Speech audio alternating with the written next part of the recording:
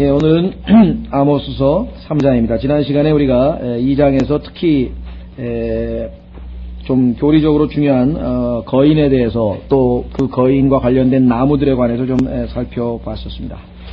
그래서 10절서부터 16절까지는 그때 짤막하게 간단하게 했지만 뭐 특별하게 더 덧붙일 건 없고요. 우리가 이스라엘 역사를 잘 알고 있기 때문에 하나님께서 그들에게 어떠한 방식으로 인도하셨는데 그들이 어떠한 방식으로 대했고 이에 대해서 하나님께서 어떻게 심판하시겠다라고 하신 말씀을 우리가 들었습니다. 예, 아모스 3장 1절서부터 8절까지 보면은요 7가지 질문이 나오는데 이 아모스서 3장서부터 6장까지는 아모스서 3장서부터 6장까지는요 하나님께서 이스라엘에 대하여 여러가지 다양한 말씀을 하는 것으로 구성되어 있습니다.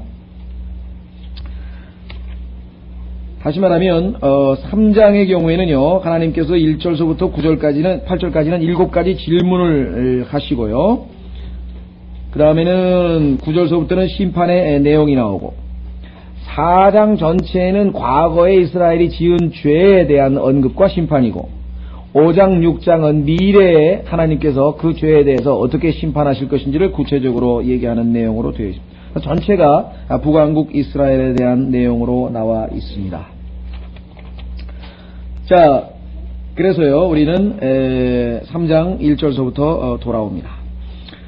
8절까지 보겠습니다. 오 이스라엘 자손들아, 주께서 너희를 대적하여 이르시는 이 말씀을 들으라. 자, 영어로 보면은 사실은요, 들으라라고 하는 동사가 제일 먼저 나옵니다. Hear this word 그랬는데요. Hear, 들으라. 4장에도 보면은 처음에 그 단어가 시작이 됩니다. 4장에도 우리말로는 사마리아 산에 있는 바산의 암소들아 너희는 이 말들을 들을지어다. 근데 영어로 보면 이제 들을지어다가 제일 먼저 나오겠죠? 어순이 영어는 동사부터 나오니까. 5장도 마찬가지입니다. 오 이스라엘 집안 너희는 내가 너희를 대적하여 애가로 지은 이 말을 들으라. 애가로 지었다는 얘기는 너희들의 심판하는 모습이 하도 처량하고 불쌍해서 하나님께서 애가로 우리가 곡을 한다 이 말이죠. 죽은 사람 곡하는 그런 내용을 실었다고 말씀을 합니다. 자, 7가지 질문을 하나님께서 이스라엘에게 던지시는데요. 3장 1절 오 이스라엘 자손들아 주께서 너희를 대적하여 이르시는 이 말씀을 들어라. 주께서 이집트 땅에서 인도하여 내신 온 가족을 대적하여 이르시되. 이 얼마나 역설적입니까? 하나님께서 복의 근원이 되게 하기 위해서 축복을 주시기 위해서 불렀던 자들이 오히려 하나님의 대적이 되었다라고 하는 사실은 비극 중에 비극이죠. 예수 그리스도께서 자신의 몸된 교회로 또 자신의 신부로 또 자신의 지으실 빌딩이라 그랬죠. 고린도전서 3장에는 빌딩 집으로 하나님의 집으로 교회를 택하셨는데 그 교회가 타락하고 배교하고 타락하고 배교해서 결국은 마지막 라오디게아 교회 시대에 가니까 하나님께서 말씀하시기를 내 입에서 내가 너희를 토해내리라. 모습이 얼마나 유사한가를 우리가 한번 보게 됩니다. 주께서 이집트 땅에서 인도하여 내신 온 가족을 대적하여 이르시되 내가 땅의 모든 가족 중에서 너희만을 알았나니 그런즉 내가 너희의 모든 불법으로 인하여 너희를 벌하리라 하셨느니라. 자, 그러면서 이제 3절서부터 이제 7가지 질문을 하나님께서 하시게 되는데 자, 한번 우선 다 본문까지 읽고 공부를 해보죠. 자, 두 사람이 합의하지 않고서야 아니하고서야 어찌 함께 걷겠느냐. 자, 두 사람이 합의하지 않고 걸을 수 있습니까 없습니까? 함께 못 걷죠. 그렇죠? 여기서는 지금 질문이 두 사람이 합의하지 아니하고서 함께 걸을 수 있겠느냐? 이렇게 되는 거 사실은 정확한 번역은요. 답은 뭐예요? no죠, no. 어떻게 두 사람이 합의를 안 하고 같이 걸어가요?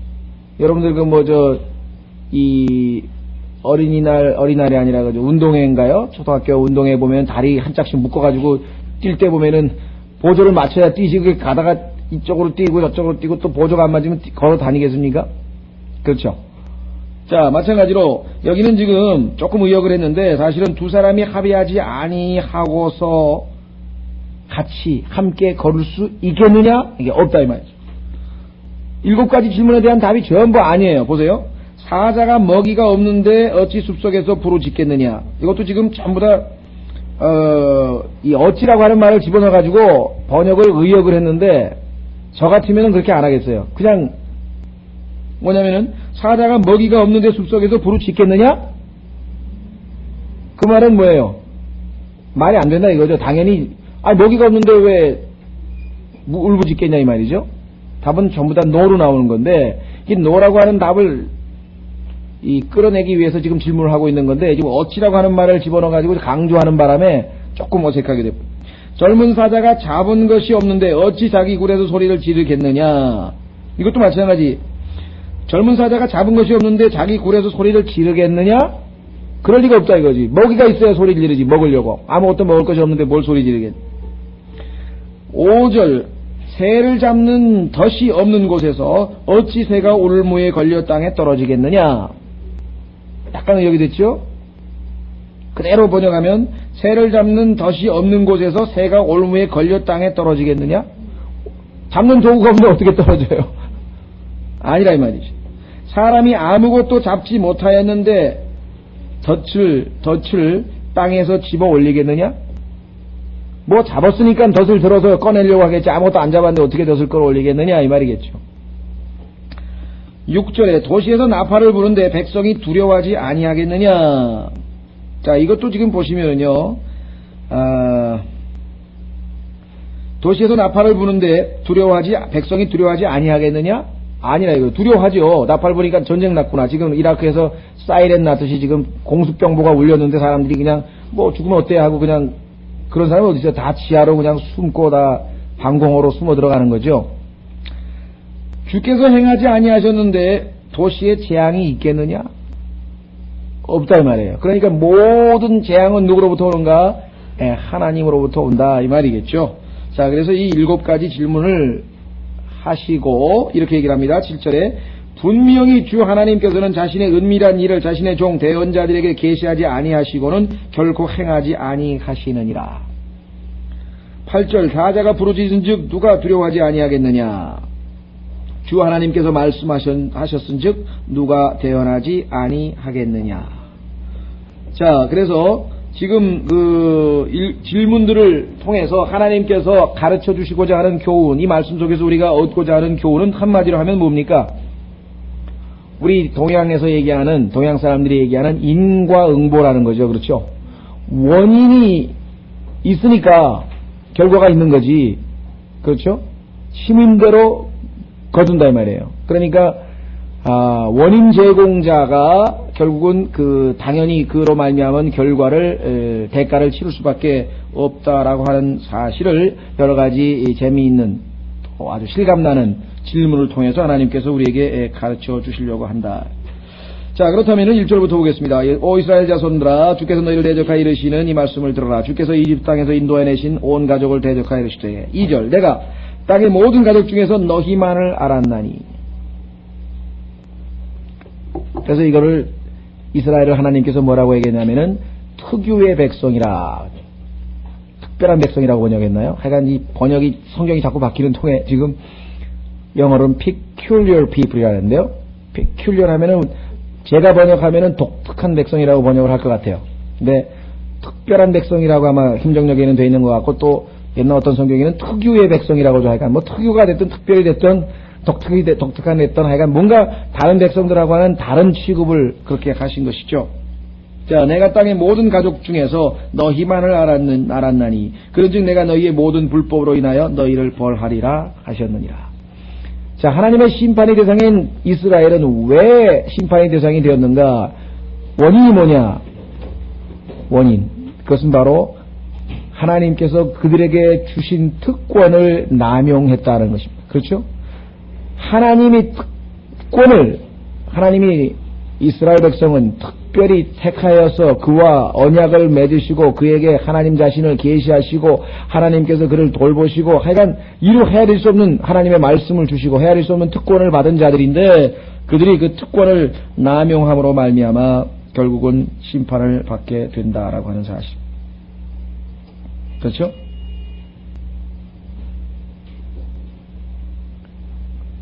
형식적으로는 하나님과의 그 특별한 관계를 맺은 백성으로서 외형적인 그러한 종교 생활을 하고 있습니다. 이스라엘 백성. 제사도 드리고 제물도 갖다 바치고 뭐 다 합니다. 그러나 실제적으로 이미 마음속으로는 하나님으로부터 멀리 떠나서 여전히 죄 가운데 생활하고 있는 모습을 이 3장, 4장, 5장, 6장에서 우리가 확인을 해보게 됩니다. 따라서 우리는 너무나 직접적으로 오늘날 이 라오디게아 교회 시대와 상황에서 우리가 적용할 수 있는 내용들입니다. 그렇죠? 라오디게아 교회 시대의 모습이 바로 외적인 것, 우리는 부자라, 우리는 재산을 불렸도다 해서 외형적인 종교 행위에 대해서는 자랑거리가 많지만 내적으로 주님을 향한 뜨거운 사랑은 다 식어서 뜨뜻미지근해버렸다 그랬죠. 마찬가지로 지금 이스라엘의 영적인 상황이 오늘날 우리 시대의 교회 상황과 별 다를 바가 없다는 사실 우리가 교훈으로 얻을 수가 있습니다. 자, 그래서요, 한마디로 심판의 이유가 뭐냐? 특권을. 자, 우리 그리스도인이 받은 특권은 뭡니까? 이스라엘 받은 특권은 우리가 아까 열거했는데요. 이왕 나왔으니까 한번 확인은 해보죠. 하나님께서 이스라엘에게 특별히 어떤 특권을 주셨는지 성경에 기록된 걸 한번 읽어보고 그 다음에 우리 그리스도인들은 또 어떤 특권을 받았는지 한번 보겠습니다. 자, 로마서 9장으로 가겠습니다. 이스라엘의 특권에 대해서는 로마서 3장에 하나님의 말씀을 주신 백성이죠. 그렇죠? 하나님의 말씀을 받은 백성인데 구체적으로 로마서 9장에 여러분들이 이스라엘에 대해서 가장 신약 성경에서 우리에게 정보를 제공하는 것은 로마서 9장, 10장, 11장이죠. 예. 자, 로마서 9장 1절에 보시면 내가 그리스도 안에서 진실을 말하고 거짓말을 하지 아니하노라. 내 양심도 성령님 안에서 나를 증거하거니와 내 마음속에 큰 근심이 있고 계속해서 슬픔이 있으니 이는 육체에 따른 내 형제 때 친족을 위해서라면 차라리 내 자신이 그리스도로부터 저주받기를 바랄 수도 있을 것입니다. 그들은 누구냐? 이스라엘 사람들이라. 그들에게는 양자 삼으심과 자, 하나님의 맏아들이라고 첫 출애굽기 4장에서 얘기를 했었죠. 그 다음에 영광과 신의 산에서 하나님의 영광이 내리는 걸 봤고 불기둥 구름기둥으로 봤고 언약들과 율법을 주심과 하나님을 섬김과 약속들이 속해 있고 조상들도 그들의 것이요 육체에 관한 그리스도께서 그들에게 나셨으니 이렇게 어마어마한 특권을 부여받은 사람들이 하나님의 말씀을 어기고 무시했기 때문에 하나님께서는 지금 심판을 하시겠다고 말씀을 하는 것이죠. 우리는 어떻습니까? 자, 우리는 하나님의 은혜로 구원을 받은 사람이죠. 그 다음에 언제든지 성경을 펴서 하나님의 말씀을 읽을 수 있는 성경이 우리 손에 늘 쥐어져 있죠. 지금 대한민국에 살고 있는 그리스도만큼 더 자유롭게 성경 읽고 싶을 때 성경 읽고 기도하고 싶을 때 기도하고 전도하고 싶을 때 전도하고 그런 사람이 있습니까? 먹을 것 입을 것 다 주시고 아마 세계에서 다른 나라도 더 있겠지만요. 하여간 대한민국에 살고 있는 그리스도인만큼 완전한 자유 가운데 하나님을 섬기고 싶은데 제약 받은 거 없이 거의 완벽한 자유를 누리고 있는 사람들도 아마 드물지 않을까 그렇게 생각합니다. 그렇다면 우리는 주님을 위해서 얼마든지 헌신하고 얼마든지 섬길 수 있고 주님께 우리의 모든 것을 드릴 수 있는데도 불구하고 실제적으로 그와 같은 특권을 우리가 행사하고 있느냐. 로마 가톨릭 그 교회에 있는 사람들은 개신교도가 된다고 하는 것이 요즘엔 좀 나아졌는지 모르지만 여전히 암묵적으로 사회적으로 소수이기 때문에 박해를 받습니다. 1960년대만 해도 스페인 같은 경우에는 선교사들이 들어와가지고 성경을 나눠주면은요, 성경을 그 가톨릭 사람들이 다 뺏어가지고 성경이 나눠줄 때 뺏어가지고 보는 앞에서 불태우고 그것을 경찰관이 옹호를 해줬어요. 경찰들이 보호해주는 게 아니라 성경 뺏어간 사람에게 절도행위로 잡는 게 아니라 오히려 그 잘 태운다고 옆에서 옹호를 할 줄 정도의 그런 박해를 받았었습니다. 지금도 로마 가톨릭 국가에서 스트리트 프리칭 하다가 돌로 맞고 박해받는 사람들이 수두룩합니다. 이슬람 국가는 말할 것도 없고요. 어떤 사람은 이슬람어를, 그러니까 아랍어를 배워가지고 평생 걸쳐서 애를 써서 배워가지고 그 공개적인 공원에서 일반 사람들이 모이는 이 공원에서 15분 동안 예수 그리스도를 증거하고 복음을 전하다가 거기서 체포돼가지고 사형을 당했습니다. 15분 동안 주님의 복음을 전하기 위해서 자기 아랍어를 평생 애를 써서 배우고 목숨을 던진 사람들이 있습니다. 우리는 15분 동안 영등포 앞에 가서 외쳐도요 잡아간 사람 아무도 없어요. 그 사람들은 그 특권을 얻기 위해서, 그 기회를 얻기 위해서, 주님을 섬기는 그 기회를 얻기 위해서 그렇게 모든 걸, 가족을, 재산을, 모든 걸 다 포기하고 희생을 하고 주님을 섬기는데 언제든지 주님을 위해서 일할 수 있는 사람들이잖아요. 그렇죠? 기회가 주어져 있고, 전도지가 없습니까? 뭐 성경이 없습니까? 뭐 책자가 없습니까? 테이프가 없습니까? 뭐 특권은 우리에게 커다란 책임을 요구합니다. 많이 받은 자는 많이 요구하시리라고 말씀을 하셨어요. 따라서 우리는 이스라엘 백성들의 하나님 앞에서의 특권 남용과 오늘날 우리 이 대한민국에서 자유롭게 신앙생활을 마음껏 할 수 있는 우리들이 누리고 있는 특권과를 비교해 볼 때 결코 우리도 그 책임이 그렇게 약하진 않다. 중하다 이 말이죠. 우리에게도 엄청난 책임이 주어져 있다라고 하는 그러한 부담을 우리가 늘 느끼고 살아가야 될 것 같습니다. 자, 3절. 두 사람이 합의하지 않고서 어찌 함께 걷겠느냐. 성경에 보면은요, 그러면 구원 안 받은 사람하고는 아예 상종을 하지 말라는 얘기냐? 그렇지 않습니다.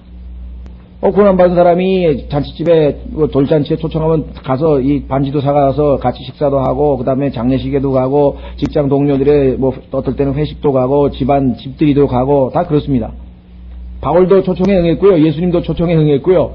그것이 성경에서 얘기하는 성별의 삶은 아니에요. 다만 여기서 얘기하는 같이 걷는다라고 하는 얘기는 그러한 초청에 응하고 어떤 일시적인 교제나 관계를 맺는 거하고는 거리가 멀잖아요. 그렇죠?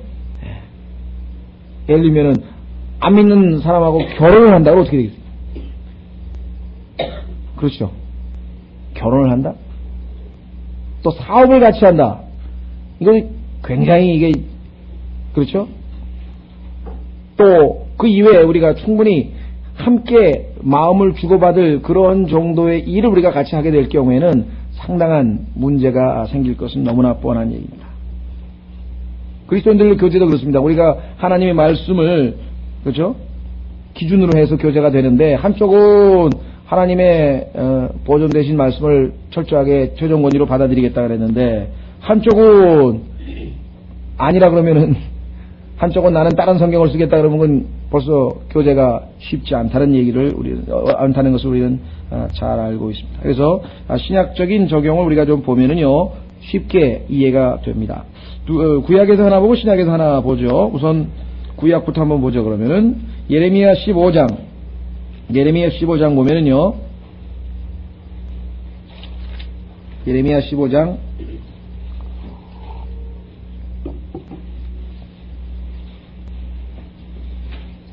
19절입니다. 예레미야 15장 19절에 보시면 그러므로 주께서 이같이 말씀하시되 만일 내가 돌아오면 내가 너를 다시 인도하리니 내가 내 앞에 서리라. 만일 내가 천한 것에서 귀한 것을 취하여 내면 너는 내 입같이 되리라. 그들은 내게 돌아오려니와 너는 그들에게 돌아가지 말지니라. 세상이 내가 구원받고 세상으로부터 성별해서 내가 주님 품으로 갔을 때 세상에서 세상 사람들이 나에게 그렇죠 주님께로 돌아올 수는 있어요. 그러나 우리가 세상으로 돌아갈 수는 없다 이 말이에요. 이스라엘 사람들은 출애굽한 다음에 어떻게 되겠습니까? 애굽 시절이 좋다 그러면서 다시 돌아가고 싶다고 그렇게 얘기를 해서 하나님의 마음을 아주 슬프게 만들었던 경험이 있었었죠. 자, 고린도 후서에 바로 우리가 신약적인 적용이 나와 있습니다. 고린도 후서 6장.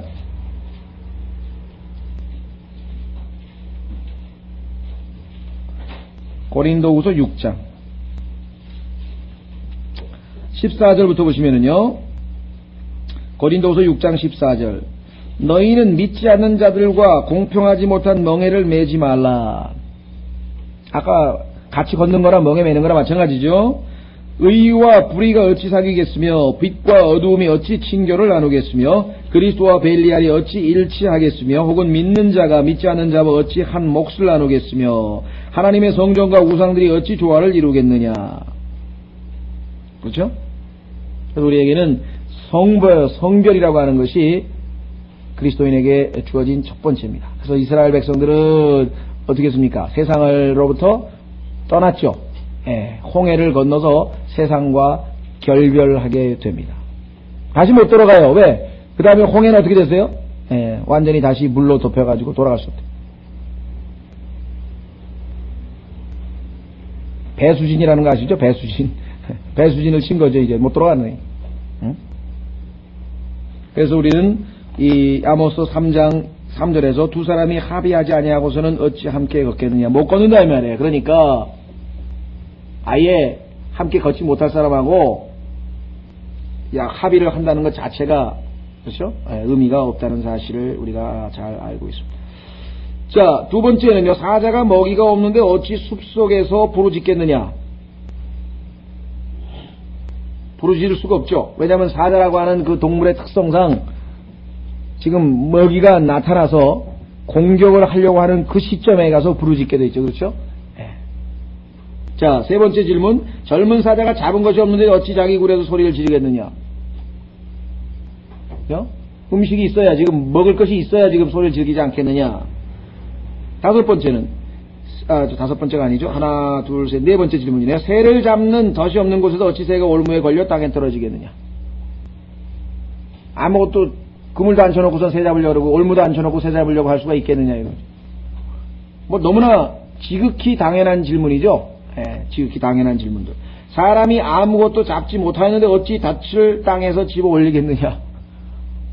뭐 빈 덫을 자꾸 들여다봐서 뭐예요. 뭔가 잡혔으니까 들어 올리지 않겠느냐. 그렇죠? 도시에서 나팔을 부는데 어찌 백성이 두려워하지 않겠느냐. 아까 말씀드린 것처럼 바로 그 얘기입니다. 도시에서 나팔을 불면 전쟁이 터졌구나.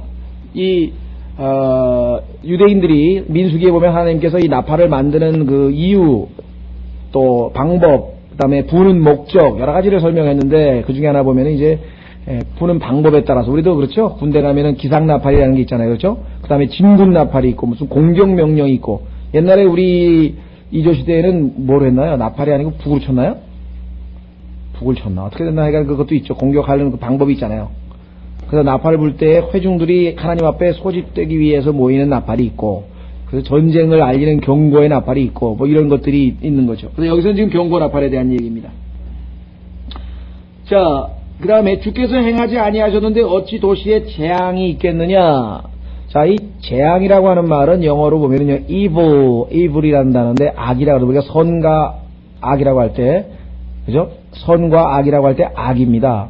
그러니까 어떤 사람들은 악하고 악이라는 거하고 죄하고 혼동을 해가지고요. 죄라고 하는 것의 결과로 주어지는 게 악이에요. 그러니까 하나님께서 죄로 진 것에 대해서 심판을 하면은 그게 바로 악이죠. 그러니까 우리가 생각할 때 악하다고 하는 것에 대해서는 개념이 조금 일반적으로 생각하는 거하고 좀 다릅니다. 예를 들면은 욥이 얘기했을 때 내가 하나님으로부터 선한 것을 받을진데 악한 것도 받아야 되지 않겠느냐. 그 얘기는 뭐냐면 자기 입장에서 봤을 때 하나님께서 먹을 것도 주시고 자식도 주시고 뭐 좋은 거 많이 주셨잖아요. 축복. 그럼 좋은 것만 내가 받아야 되겠느냐? 때로는 매도 맞아야 되고 하나님으로부터 그렇죠? 하나님으로부터 징계도 받아야 되고 때로는 자식도 죽어야 되고 이 악한 일도 내게 일어나야 하는 것이 당연하지 않겠느냐 이렇게 말씀하고 있는 것입니다. 사람들은 그래서 오해를 해가지고 하나님이 악을 창조했다 그러면은 무슨 소린가 도리적으로 잘 이해를 못하시는 분이 있어요. 죄는 아닙니다. 그렇죠? 하나님이 죄를 지으신 것은 아니에요. 그러나 그 결과에 대해서 하나님께서 뭐예요? 악한 일들을 일어나게 하시는 거죠. 자, 예를 들면은 한번 확인해 보겠습니다.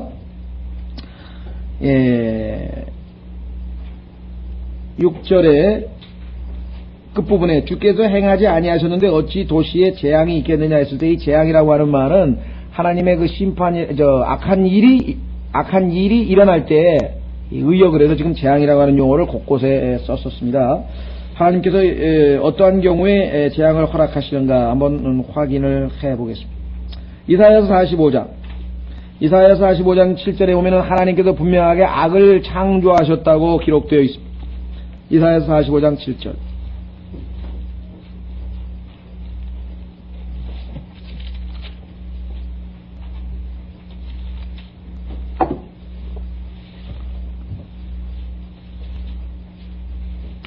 그러니까 우리가 옳고 그름이라는 거 아시죠? 이건 옳다, 그러다. right and wrong. 그러죠. 그러면 선악이라고 하는 개념은 뭐냐면 right. 우리가 옳은 일을 할 때 우리에게 보상으로 주어지는 게 좋은 거예요. 그렇죠? 하나님께서 우리가 옳게 행동하면 거기에 대해서 좋은 걸 주죠. 그러나 우리가 wrong, 틀리게 잘못 행동하게 되면 거기에 대해서 뭐야? 악한 일이 우리에게 일어난다. 매를 맞거나 좋지 않은 일이 일어난다. 자, 이사야 45장 7절에 보시면 이사야 45장 7절 나는 빛도 짓고 어둠도 창조하며 그렇죠? 나는 빛도 짓고 어둠도 창조하며 나는 평안도 만들고 그 다음에 뭐라 했습니까? 재앙도 창조하나니. 아까 단어하고 똑같죠? 악이란 말이야. 악. 재앙도 창조하나니. 나 주가 이 모든 일을 행하느니라.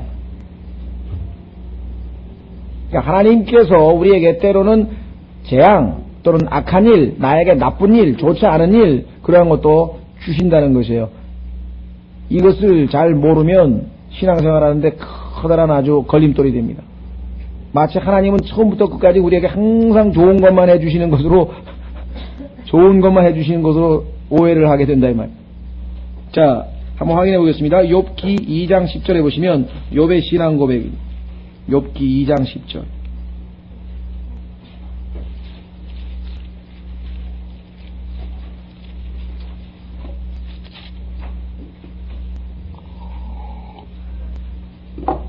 예, 9절부터 보면은요, 욥기 2장 9절부터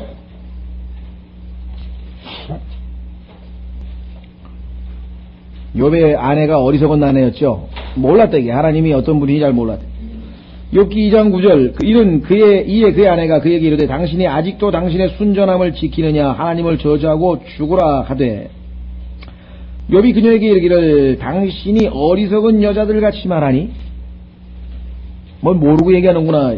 어리석은 여자들 같이 말하니 도대체 무슨 까닭이냐. 우리가 하나님의 손에서 좋은 것을 받을진데 나쁜 것도 받지 아니하겠느냐 하고 이 모든 일에서 욥이 자기 입술로 범죄하지 아니하니라. 자, 욥에게 일어난 악한 일은 소위 말하면 여기 나와 있는 나쁜 일은 나쁜 것은 누가 일으켰습니까? 마귀가 했죠. 그렇죠? 마귀가 그 일을 집행을 했잖아요. 그래서 마귀가 자식도 죽게 했고 폭풍을 일으켜서 재산도 다 뭐 뺏기가게 하고 자식도 죽게 하고 이와 같은 일들이 벌어지게 했잖아요. 근데 문제는 그 일을 하도록 허락하신 분이 누구냐 이게. 최종적인 허락자가 하나님이셨다 이게. 그렇죠. 여기에 이제 우리의 신앙생활에 있어서의 아주 때로는 키 열쇠가 있어요. 쉽게 우리가 하나님 앞에 잘했더니 칭찬받고 못했더니 야단맞았다. 이건 너무나 쉽게 이해가 되는데 문제는 잘했는데 그렇죠. 상당히 잘했는데 누가 봐도 훌륭한데 잘했는데 왜 나쁜 일이 자꾸 일어나냐 이 말이에요. 그래서 이런 문제를 이해하지 못하기 때문에 사람들에게 때로는 조롱을 당하는 거 아니에요. 그렇죠? 예레미야 같은 경우는 주여 하나님이 시키신 대로 내가 가가지고 외쳤다 이게야.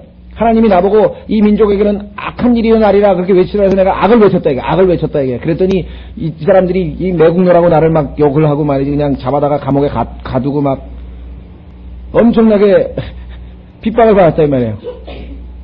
그 하나님 시킨 대로 했는데 하나님이 시킨 대로 열심히 신앙생활하고 뭐 기도생활도 하고 뭐 그냥 다 했는데 그렇죠. 왜 이런 일이 벌어졌는가? 욥도 보니까 하나님께서 뭐 평가하기를 하나님이 뭐라고 얘기했냐면 완전하고 곧바르고 하나님을 두려워하고 악을 멀리하는 자더라. 이게 지금 하나님의 평가예요. 욥에 대한 하나님의 평가는 항상 긍정적이었습니다. 성경에 보면 욥과 다니엘과 노아 세 사람이 의인이고 그들의 의로 인하여 하나님 앞에 용서받을 수 있을 만큼 뭐 이렇게 아주 대단히 의인으로 평가돼요.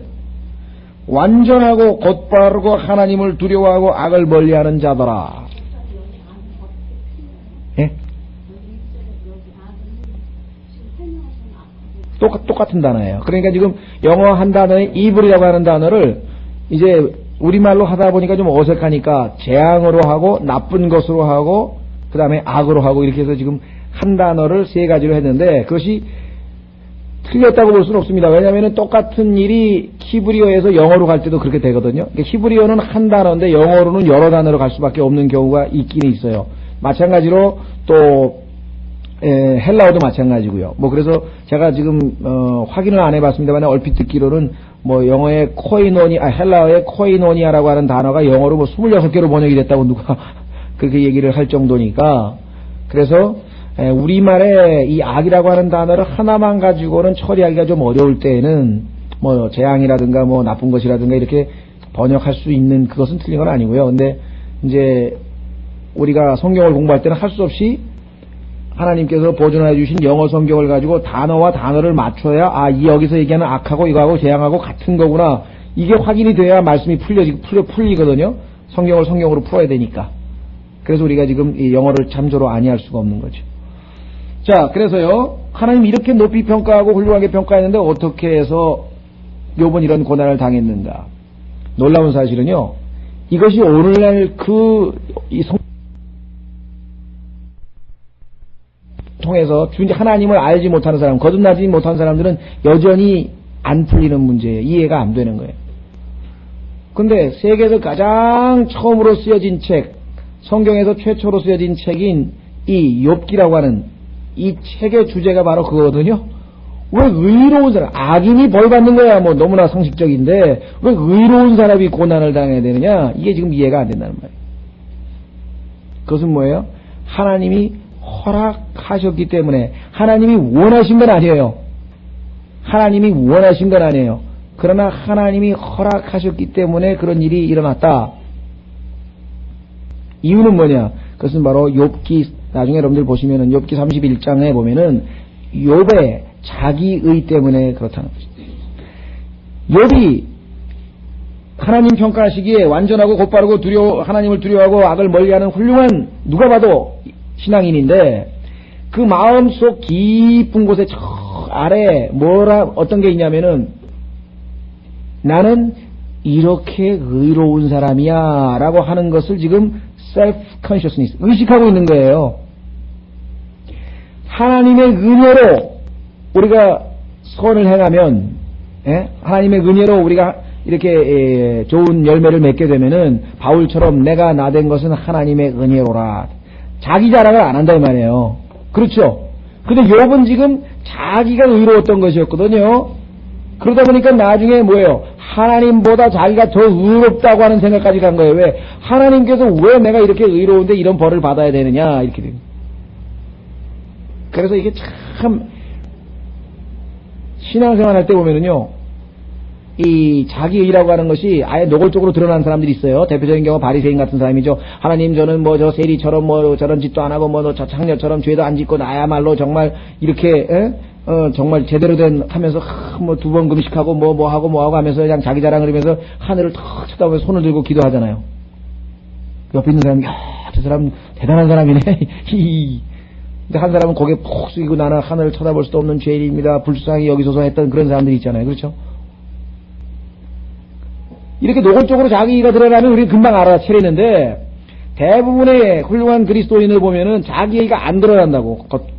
욥처럼 누가 봐도 대단하다 그랬는데 나중에 보면은 하나님께서 이렇게 환경을 딱 조성하시게 되면은 거기에서 겸손한 영으로 내가 하나님으로부터 이러한 벌을 받아도 아무런 이의를 제기할 이유가 없다. 이게 하나님은 의로우신 분이고 하나님은 절대로 불의한 일을 하실 분이 아니시고, 이게 아니고 이제 억울한 생각이 드는데 내가 왜 이런 짓을 당해야 되느냐 그러고 지금 막 속에서 하나님 앞에 항변이 일어나는 거예요. 그게 욥기 31장에 보면은 처음부터 끝까지 자기 의의를 쫙 열거하는 거예요. 난 이렇게 살았고 난 이렇게 살았고 난 이렇게 살았고 난 이렇게 살았고 이렇게 다 얘기했다. 그러니까 하나님께서 뭘 알려주시기 위한 거예요? 욥에게 바로 내가 내 의를 보였는데 그 의가 다 뭐예요? 더러운 걸레 같은 거다. 내 의하고 보면은 너하고 내 의하고는 차이가 안 된다. 너는 뭐예요? 내 의를 거저 우리가 받아야 되는 거 아니에요? 예수 그리스도. 자, 그래서 우리는 욥기 얘기하려고 하는 건 아니었고요. 자, 그래서 좋은 것 나쁜 것 다 받는다고 성경에 나와 있죠. 자, 예레미야 26장으로 가보겠습니다. 예레미야 26장.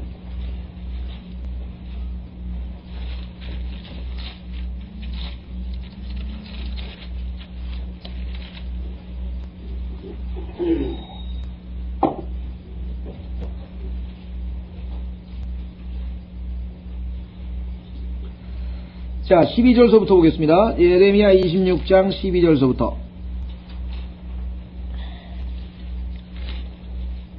이에 예레미야가 모든 통치자와 모든 백성에게 말하 이르되 주께서 나를 보내서 너희가 들은 모든 말로 이 집과 이 도시를 대적하여 대언하게 하셨느니라. 그런즉 이제 너희는 너의 길과 행위를 고치고 주 너희 하나님의 목소리에 순종하라. 그리하면 주께서 너희를 치려고 선언하신 재앙에서 뜻을 돌이키시리라. 주께서 선언하신 재앙이라 그랬잖아요. 그렇죠? 많은 그리스도인들도 이러한 하나님을 잘 모르고 있어요. 오늘날 교회 다니는 많은 분들에게 알려지지 않은 하나님의 이 부분을 우리가 간과해서는 안 된다는 얘기죠.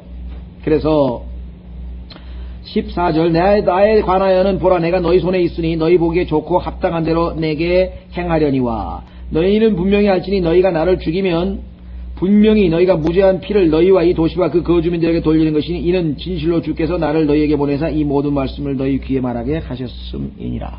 예레미야의 선포죠. 19절도 보십시오. 바로 넘기셔서 19절에 보시면 유다왕 히스기야와 온 유다가 그를 죽였느냐 그가 주를 두려워하여 주께 간청하며 주께서 그들을 치려고 선언한 재앙에서 뜻을 돌이키지 아니하셨느냐. 우리가 이같이 하면 큰 재앙을 초래하여 우리 혼을 해치리라. 그래서 선지자 예레미야를 죽이지 말자 하고 옆에 있던 사람이 예레미야를 옹호하면서 하나님의 재앙에서 돌이키실 것이라고 얘기를 하는 것을 우리가 보게 됩니다. 자, 곧 조금 넘기셔서 예레미야 애가라고 하는 부분을 한번 보겠습니다. 예레미야 애가 3장.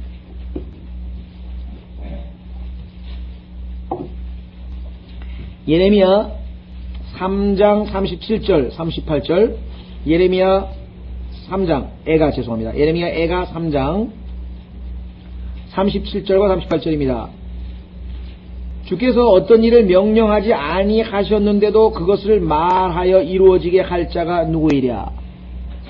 없죠. 그러니까 모든 일은 주님이 말씀하셨기 때문에 그 말씀에 따라 모든 일이 이루어지는데 38절 화와 복이 지극히 높으신 이의 입에서 나오지 아니하느냐. 여기는 복이라고 번역을 했네요. evil and good 그랬죠. 화라고 번역을 했네요. evil and good, good and evil. 아마 선과 악이 지극히 높으신 이의 입에서 나오지 아니하느냐. 그러니까 아마 표현이 좀 어색했던 모양이죠. 그래서 지금 의역을 했습니다. 화복이 이렇게 얘기를 했군요. 자, 그래서 우리는 하나님께서는 우리에게 복만 주시고 좋은 것만 주시는 분이 아니라고 하는 사실을 확인을 해 보았습니다. 그렇죠? 자, 그러면은 우리가 아모스서 3장 7절로 가겠습니다. 아모스서 3장 7절.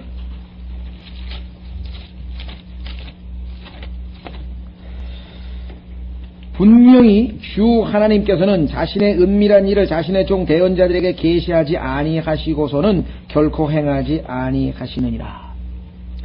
하나님께서 우리를 심판하시거나 징계하시거나 어떤 일을 하실 때 보면은요, 항상 하나님께서 미리 다 알려주시고 이루셨다는 걸 알 수 있죠. 경고, 그렇죠? 경고 방송이 항상 있습니다. 또 예수 그리스도의 탄생에 대한 예언도 있습니다. 그래서 여기서 우리는 두 가지로 봅니다. 심판에 대해서는 미리 경고를 하신다는 의미로 이게 해석이 가능하고, 그 다음에 더 넓은 의미로는 하나님께서 어떠한 일을 하시기 전에는 항상 미리 다 예언을 통해서 알려주시는 겁니다. 창세기 3장에서 예수 그리스도의 오심에 대해서 이미 말씀을 했잖아요. 그렇죠. 심지어는 성경에 보니까 에녹이 예수님의 재림에 대해서 예언했다고 유다서에 기록되어 있다 이 말이에요. 여러분, 성경이 하나님의 말씀이라고 하는 것을 입증하려면 여러분들 어떻게 해야 됩니까?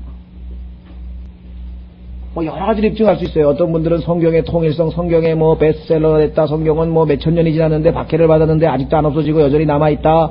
그렇죠?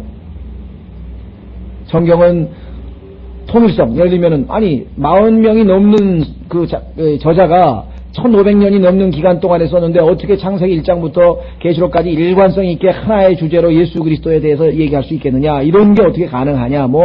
정말 그 성경의 하나님의 말씀이라고 하는 것을 입증하려면 여러 가지 증거를 우리가 댈 수가 있어요. 그러나 그 무엇보다도 그 무엇보다도 과학적으로, 절대적으로, 완벽하게 성경은 하나님의 말씀이라고 하는 것을 입증할 수 있는 것은 뭐냐? 그것은 바로 예언의 성취라는 거예요. 예언의 성취. 자, 예수 그리스도라고 하는 분에 대해서 예수님의 초림, 예수님께서 처음 오셔서 탄생, 예수님이라고 하는 분이 탄생하는데 그 탄생에 관해서 성경에서 48가지의 예언을 했습니다. 근데 그 예언이 정확하게 맞아 떨어질, 그러니까 우연히 그렇게 다 성취될 확률은 뭐 계산은 어떻게 했는지 모르겠습니다만 하여간 10에 157승분의 1이라 그래요. 그러니까 이러다가 동그라미를 157개를 친 것분의 1의 확률이라는 것이에요. 그러니까 그건 뭐 벌써 10에 수학적으로 몇 승입니까? 10에 10승인가 넘어가면 그건 완전히 무한대분의 1이라면서요. 계산할 필요가 없다는 게 안 된다는 거예요. 10에다가 동그라미를 6개 치면 100만인데요. 9개 치면은 10억이고, 그렇죠. 그럼 10개 치면은 100억인데, 100억분의 1. 그럼 10개만 쳐도 100억인데, 11개 치면은 1000억, 12개 치면 조, 13개 치면 10조. 그런데 그걸 157개를 쳤으니까 이게 어떻게, 이름도 없죠, 그거는 이제. 영어도 그냥 파워란 말을 쓰는데, 157 파워라 그랬는데, 동그라미를 그렇게 친 것뿐에 이런 게 확률이 이게 되겠어요? 그건 하나님께서 기록하신 책이고 하나님이 전지전능하시다는 것을 입증할 수 있는 유일한 방법입니다. 예언의 성취. 그렇죠? 만약에 내가 오늘 지금이 몇 시입니까? 7시 10분쯤 됐는데 7시 정각에 7시 정각에 말이죠. 이 서울 시내 전체가 다 정전이 될 것이다. 그래 7시 5분에 예를 들면 처음에 강동구에서 불이 들어오고 그 다음에 강서구에서 불이 들어오고 그 다음에 강남에서 들어오고 해가지고 서울에 있는 구청의 순서대로 다 거기까지 다 맞췄다. 그러면 벌써 몇 개인가 확률이 한번 계산해보세요. 그거 몇 가지만 내가 다 맞췄다도 이게 불가능한 일을 얘기하고 있는 거 아니에요. 그런데 48개를 그것도 1600년 동안에 심지어는 창세기 3장에 나와 있는 거는 거의 뭐 4000년 전 얘기 아니에요. 그거를 다 정확하게 기록해주면 인간이 쓴 책이 아니지, 성경은. 그렇죠? 그럼 예수님의 탄생에 대해서 48개고요. 예수님의 초림과 관련 지어서 300개예요. 그럼 이미 동그라미 칠 수가 없는 거예요, 더 이상. 뭐 누구는 뭐 895개를 친다는데 어떻게 치는지도 모르겠어요, 동그라미를. 예?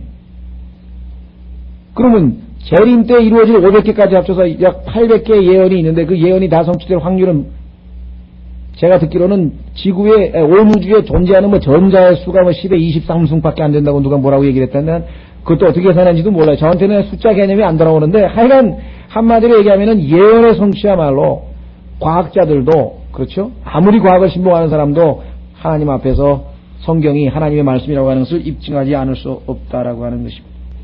자, 그래서 여기도 지금 보시면은 아모스에 보면 하나님께서 미리 은밀한 일을 자신의 종에게 계시하지 아니하고는 아니하신다라고 이야기를 한 것을 보게 됩니다. 그렇죠? 자, 다 볼 필요는 없어요. 창세기 6장에 보시면은요. 창세기 6장에 보시면 뭐 여러분들 뭐 잘 아시니까 찾을 필요 없잖아요. 노아의 홍수 때 하나님께서 그 홍수에 대해서 미리 예언을 하셨죠. 그렇죠?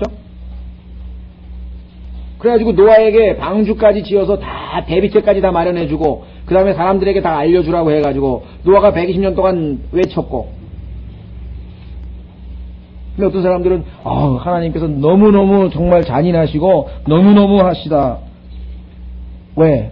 아니 어떻게 그렇게 노아의 홍수 시절에 사람들이 울부짖는데 그냥 눈 하나 깜짝 안 하고 싹 쓸어가지고 호흡 있는 걸 다 죽였을까? 이렇게 생각하는 사람이 있어요. 어떻게 하나님에 대해서 평가하는데 한쪽만 보냐 이 말이에요. 하나님께서 그러한 일이 있을 것이라고 미리 얘기를 하고 대비책까지 다 알려주고 외치고 했는데 거들떠도 안 보고 콧방귀 끼고 우습게 여기고 쳐다도 안 보던 사람이 이제 와가지고 뭐 하나님은 너무하시다고 얘기해. 지옥 얘기만 하면 사람들이 막 에이 하나님 너무하셔 그렇게 잔인하실 수가 있어? 아니 영원토록 불태우다니. 아니 영원토록 불탈 거라고 알리고 또 알려주고 얼마나 많이 경고를 하고 몇천 년 동안 하나님께서 가르쳐 주시고 성경은 또 얼마나 많이 반포를 했으며 전도지는 또 얼마나 많이 뿌렸으며 그렇게 얘기를 했는데 쳐다도 안 보고 듣지도 않고 그 인간의 완악함에 대해서는 얘기도 안 하고 불못에서 불타는 그 영원히 불타는 인간만 생각하고 정말 너무 잔인하시다고 이렇게 얘기하는 사람이 있어요. 사운드 마인드가 아니라 이게. 그 건전한 생각입니까? 예?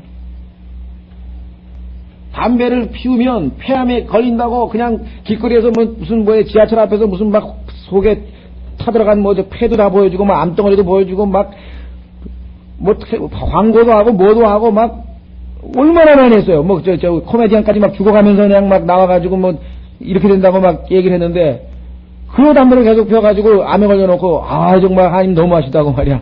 내가 좋아하는 담배 폈는데 이게 한마디로 얘기하면은요 하나님에 대해서는 전부 다 억지예요. 그래서 로마서에서 뭐라고 얘기했냐면요 하나님 앞에 가서 변명할 수가 없다. 하나님 앞에 가서 왜 나를 심판하냐고 나는 하면서 변명을 할 수가 없다 그랬어요. 그래서 하나님께서는 뭐예요? 마지막 때 그 누구의 항변도 다 뭐예요? 응답하신다. 그래서 로마 3장 4절에 보면은 하나님께서 심판을 받으실 때에 의롭다 하려 함이라. 선언이 뭐예요? 하나님은 참되시나 모든 사람은 거짓말장이라. 하나님 앞에 가가지고선 하나님이 지실 수가 없어. 왜? 하나님 앞은 어느 때든지 항상 다 인간에게 공평하고 의롭고 다 얘기를 해요. 무슨 일이 심판할 때마다 사전에 다 경고를 해주셨고 미리미리 다 알려주셨고 그렇죠. 자 그래서 우리는 왜 심판을 받을 수밖에 없는가? 하나님을 거짓말장이로 만든 거예요. 그렇잖아요? 에이 설마 하나님께서 무슨 영원히 불타는 지옥을 만들어서 영원토록 태운다는 게 설마 그게 말이 돼? 노아의 시대는 설마 여태까지 난 비구경 한 번도 평생 못했는데 뭐 하늘에서 왜 물이 내려와? 설마 그럴 리가. 아이고 예수님이 살아나기 뭘 어떻게 살아나? 지금 이 홍해가 갈라지기는 뭐가 갈라져? 평생 더 그래놓고 말이죠. 나중에 가서는 불모생을 가지고 거기서 하나님 앞에 가가지고 왜 이렇게 잔인하게 고통당하게 하냐고. 그 말이나 되는 소리야. 이게 사운드 마인드가 아니 정상이 아니다. 자 요한복음 15장 13절 한번 찾아보세요. 요한복음 15장 13절.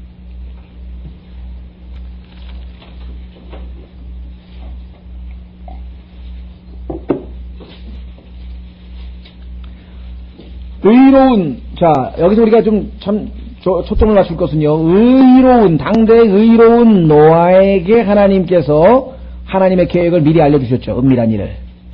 자, 이번에는 예수 그리스도께서 누구에게 그 은밀한 일을 알리시는가 하면 친구라 그랬습니다. 친구. 한번 확인해 보겠습니다. 요한복음 15장 13절에 보시면요. 사람이 친구를 위하여 자기 생명을 버리면 이보다 더 큰 사랑이 없나니 무엇이든지 내가 너에게 명령 것을 너희가 행하면 곧 나의 친구라. 내가 이제부터는 너희를 종이라 하지 아니하리니 이는 주인이 하는 것을 종이 알지 못하기 때문이라. 오히려 내가 너희를 친구라 하였노니 이는 내가 내 아버지께 들은 것을 다 너희에게 알게 하였음이라. 여러분들 이 세상에 보면은요 미래학자라고 하는 사람이 있거든요. 미래학자. 그러니까 미래에 어떤 일이 일어날 것을 여러 가지로 아마 연구를 많이 해가지고 아마 얘기를 하는 사람들인 것 같아요. 미래학자들 사. 그래서 이 로마 클럽이라고 하는 그 학자들의 모임이 있는데 세계에서 가장 미래 예측에 대해서 예를 들면 환경 재앙이 있을 것이다. 지구에 온난화가 진행될 것이다. 뭐가 해성이 충돌할 것이다. 이런 거 있잖아요. 하여간 그런 거 전문적으로 연구하는 사람들, 지질학을 동원하든, 천문학을 동원하든 간에, 그래서 그 사람들이 미래학자라고 하는데, 세계에서 가장 뛰어난 미래학자들이 모여서 만든 게 로마 클럽입니다. 그래서 그 사람들은 해마다 연례 보고서를 제출해요. 보면은 앞으로 향후 이 지구에는 어떠한 일이 벌어질 것이다. 향후 지구에는 이러이러한 일들이 어떻게 될 것이다. 그래서 이제 경고하는 그런 경고방송을 담당하는 사람들이거든요. 근데 그 사람들은 한 개도 제대로 못 짚어요. 오히려 여러분과 저는 여기 지금 예수 그리스도께서 말씀하신 것처럼 아버지께 들은 것을 다 우리에게 말씀해 주셨기 때문에 성경을 펴서 우리는 다 알 수가 있습니다. 그렇죠? 제일 쉽게는요, 내가 오늘 밤에 가다가 교통사고 나서 죽으면 나는 어디 가는가지 금방 알 수 있죠. 그렇죠? 나는 주님과 함께 금방 있게 된다는 금방 알 수 있죠. 그렇죠? 그 다음에 예수 그리스도를 거부한 사람이 이 사람이 오늘 가다가 교통사고를 하서 죽으면 어디 가는지 난 또 정확하게 알 수 있대. 나는 위로 가고 이 사람은 땅으로 내려간다는 걸 알 수 있대. 그렇죠. 그 다음에 내가 살고 있는 이 지구, 지구의 날인가요? 어젠가? 녹색 지구의 날인가? 약간 지구 어떻게 되는지 난 다 안다, 이 말이에요. 완전히 불타서 깨끗하게 정화돼서 새 지구로 바뀔 것도 난 다 안다, 이 말이에요. 나중에, 그렇죠? 이 지상에 사는 인간의 수명이 어떻게 될 것도 아니에요. 몇 살까지 살지도 난 다 안다, 이 말이에요. 그것뿐인가요, 하여간 하나님의 말씀을 통해서 우리는 미래에 무슨 일이 어떻게 될 것인지 다 안다. 지금 우리 아모스서 보니까 뭐예요? 에돔이라고 하는 나라는 어떻게 될 것이고 암몬이라는 나라는 어떻게 될 것이고 다 봤잖아요. 지금 써있는 그대로 이루어질 것을 우리는 지금 다 알고 있다. 그렇죠? 자, 그 다음에 세 번째로는요, 이사야서 시편 25편. 자, 의로운 사람에게 하나님께 것을 알려주셨다. 하나님이 자녀에게 친구된 사람에게 알려주셨다.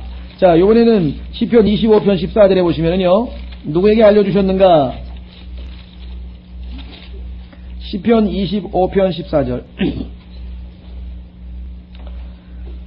주의 은밀한 일이 그분을 두려워하는 자들과 함께 하나니 그분께서 자신의 언약을 그들에게 보이시리로다. 주의 은밀한 일이 그분을 두려워하는 자들과 함께 하나니. 그렇죠. 두려워하는 자들. 하나님의 말씀에 두렵고 떠는 자들에게 자기 자신을 보이신다고 말씀하셨잖아요. 그렇죠? 여러분 생각해 보세요. 들은 척 만척 하는 사람에게 뭐하러 얘기를 하겠어요? 들은 척 만척 하는 사람에게 뭐하러 얘기하냐고요? 듣고서는 그 말씀을 마음에 새기고 그 말씀을 순종하고 그 말씀을 존귀히 여기고 그 사람에게 알려주죠. 예? 들은 척 만척 하는 사람에게 알려줄 리가 없죠. 자, 마지막으로 하나 더 보겠습니다. 잠언 3장 32절. 잠언 3장 32절에 보면은 하나님께서 자기의 그 은밀한 것을 알려주는 대상이 누구냐? 의로운 사람이라고 하는 것을 알 수가 있습니다. 잠언 3장 32절. 이는 비뚤어진 자가 주께 가증한 자이기 때문이라. 그러나 의로운 자에게는 그분의 은밀한 일이 함께 하느니라. 의로운 자에게는 그분의 은밀한 일이 함께 하느니라. 또 한 가지 여러분들 제가 차치 않고 말씀드립니다. 누가복음 10장에 보면은 그 유명한 고백이 있죠. 예수님께서 하늘을 우러러보시면서 영으로 기뻐하시면서 하신 말씀. 의롭다. 자기가 아까 자기 자신은 의롭다고 하는 자들에게는 이 진리를, 이 계시를 숨기시고 어린아이들에게는 이 진리를 하나님께서 계시하여 주시고 보여주심을 감사합니다 하고 예수님께서 기도하시는 장면이 있잖아요. 그렇죠? 하나님의 말씀 어린아이와 같이 듣고자 하는 자들. 자, 신명기 29장 29절에 보시면요. 신명기 29장 29절에 보면은 아주 중요한 원칙이 하나 나와 있습니다. 그 원칙은 뭐냐면은요. 신명기 29장 29절에 보면은 이렇게 되어 있어요. 은밀한 일들은 주 우리 하나님께 속하거니와.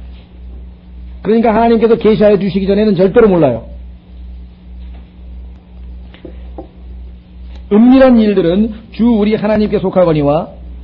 그래서 어떻게 했어요? 다니엘은 하나님께 기도해가지고 계시해달라 그래가지고 알려줬잖아요. 그렇죠? 계시된 일들은 영원토록 우리와 우리 자손들에게 속하였나니 이렇게 나와있잖아요. 그럼 왜 계시를 해주셨어요? 이것은 우리로 하여금 이 율법의 모든 말씀을 행하게 하려 하심이니라. 알려주셨는데 무시하라고, 거들떠보지도 말라고, 참고로 하라고. 그리스도인들 중에서는 참고로 하는 사람이 있어요. 요즘에 참고서 시대가 돼서 그런지 하나님 말씀을 듣고 그거를 존귀 여기고 순종하는 게 아니라 그냥 참고 정도로 하는데 참고.